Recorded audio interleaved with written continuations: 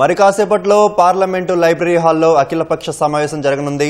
మరిన్ని వివరాలు మా ప్రతినిధి అరుణ్ అడిగి తెలుసుకుందాం. అరుణ్, అఖిలపక్ష సమావేశంలో ఏ అంశాలపై చర్చిస్తారు?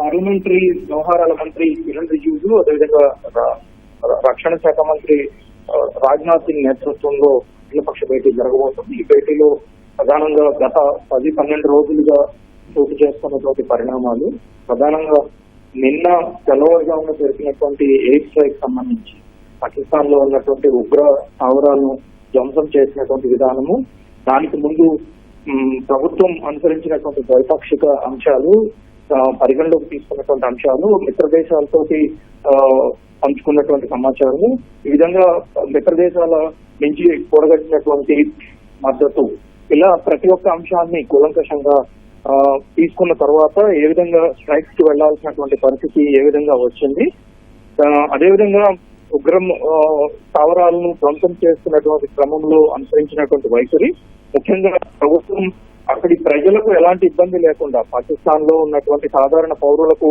ఎలాంటి ఇబ్బంది జరగకుండా తీసుకున్నటువంటి చర్యలు, తదనంతర పరిణామాలు, ప్రస్తుతం సరిహద్దుల్లో ఉన్నటువంటి పరిస్థితి, ముఖ్యంగా కాశ్మీర్ కి సంబంధించినటువంటి రాజౌరి, బారాముల్లా, అఖ్నూరు ఇలాంటి సెక్టార్లో పాకిస్తాన్ వైపు నుంచి జరుగుతున్నటువంటి షెల్లింగ్, వీటన్నిటికి సంబంధించినటువంటి అన్ని అంశాలను అఖిలపక్ష భేటీలో రక్షణ మంత్రి రాజ్నాథ్ సింగ్ స్వయంగా వివరించనున్నట్టుగా తెలుస్తా ఉంది. ఈ భేటీకి కాంగ్రెస్ పార్టీకి సంబంధించినటువంటి ఇద్దరు అగ్రనేతలు, కాంగ్రెస్ అధ్యక్షుడు మల్లికార్జున ఖర్గే, లోక్సభలో ప్రతిపక్ష నేతగా ఉన్నటువంటి రాహుల్ గాంధీ, వీరితో పాటుగా అన్ని పార్టీలకు సంబంధించినటువంటి ముఖ్యమైన నేతలంతా హాజరవుతూ ఉన్నారు.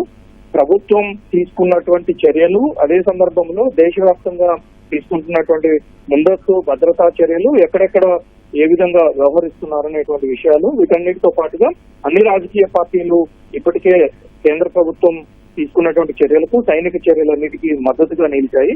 ఆ నేపథ్యంలో తదుపరి కార్యాచరణ ఏ విధంగా ఉండబోతోంది, మిగిలినటువంటి పార్టీలకు సంబంధించినటువంటి మద్దతు ఎలా ఉండాలి అనేటువంటి విషయాలన్నిటిపైన చర్చించనున్నట్టుగా తెలుస్తాం.